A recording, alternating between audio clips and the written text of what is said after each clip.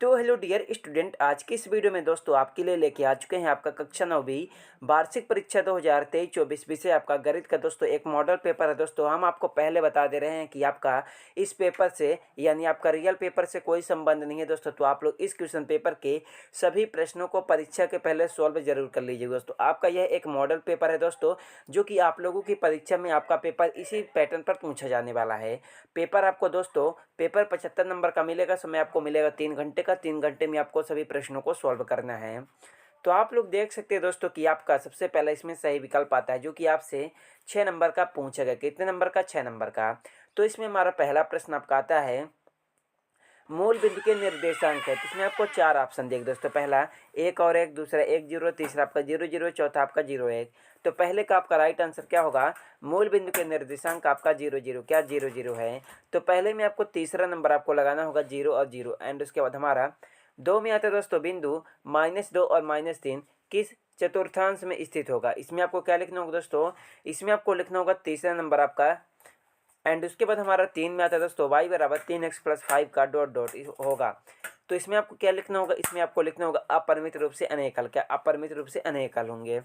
And उसके बाद हमारा नेक्स्ट प्रश्न आपका 4, y बराबर a का आलेख एक सरल रेखा है। इसमें आपको लिखना होगा x अक्ष के समांतर। क्या x अक्ष के समांतर। एंड उसके बाद हमारा 5 में तो दोस्तों एक त्रिभुज के तीनों कोणों का योग होता है। इसमें आपको क्या लिखना होगा दोस्तों? इसमें आपको लिखना होगा दोस्तों 5वें का आपका राइट आंसर क्या हो जाएगा? एक त्रिभुज के तीनों कोणों का योग 180 अंश होता है। एंड उसके बाद हमारा 6 में तो न्यून कोण की माप होती है। तो इसमें आपको लिखना होगा पहला नंबर 0 से 90 डिग्री। तो उसके बाद आपका ये इंग्लिश मीडियम वालों के लिए आता है। फिर हमारा प्रश्न नंबर आपका 2 में आता है रिक्त स्थानों में पूर्ति कीजिए, जो कि आपसे 6 नंबर की पूछी गई है। इसमें हमारा पहला प्रश्न आपका आता है दो परिमेय संख्याओं के मध्य डॉट डॉट परिमेय संख्या होती हैं। इसमें आपको 3 ऑप्शन है। पहला असंख्य, दूसरा 0, तीसरा 10। तो पहले का आपका राइट आंसर क्या हो जाएगा?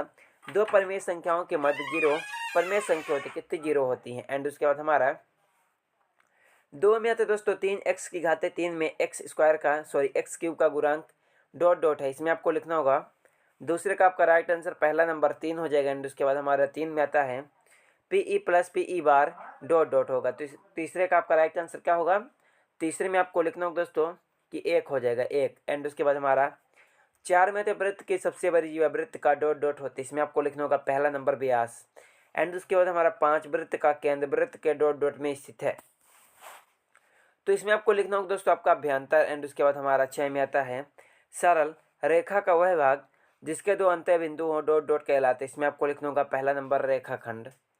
तो दोस्तों आप लोग इन सभी प्रश्नों को याद जरूर कर लीजिएगा, और अगर कहीं पर भी आपको डाउट होगा कमेंट बॉक्स पर आप लोग कमेंट करके पूछ जरूर लीजिएगा। एंड उसके बाद हमारा प्रश्न नंबर 3 में आपसे क्या पूछे दोस्तों? आपका सही जोड़ी बनाकर लिखे, जो कि आपसे 6 नंबर की पूछी गई है। तो इसमें हमारा पहला प्रश्न आपका आता है 0.45 + 0.25।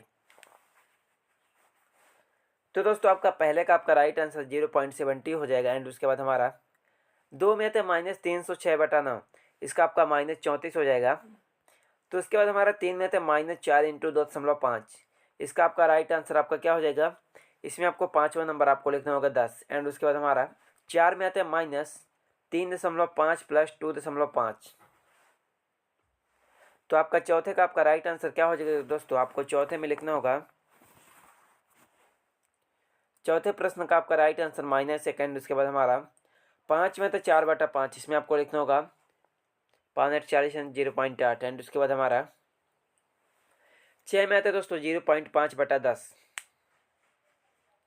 तो आपका 6 का क्या राइट आंसर हो जाएगा? 6 में आपको लिखना होगा दोस्तों हो जाएगा आपका तीसरा नंबर 0.05। एंड उसके बाद हमारा दोस्तों क्या आता है? उसके बाद हमारा प्रश्न नंबर 4 में आता है सत्य या असत्य लिखे, जो कि आपसे 6 नंबर का पूछा गया। तो इसमें हमारा पहला प्रश्न आपका आता है कि प्रत्येक प्राकृत संख्या एक पूर्ण संख्या होती है। तो पहले में आपको लिखना होगा दोस्तों, क्या लिखना होगा? पहले में सत्य। 2 में हमारा आता है मूल बिंदु के भुज और कोटि दोनों शून्य होते हैं। इसमें आपको लिखना होगा दोस्तों सत्य।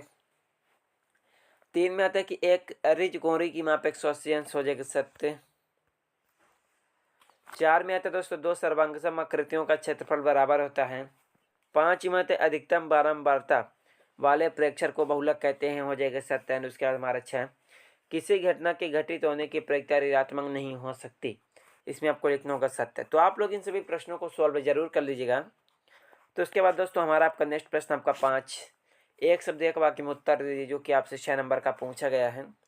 तो इसमें हमारा पहला प्रश्न आपका आता है, बहुपद के शून्य को परिभाषित कीजिए। तो इसका आपका राइट आंसर हो जाएगा दोस्तों, बहुपद के शून्य को परिभाषित करेंगे।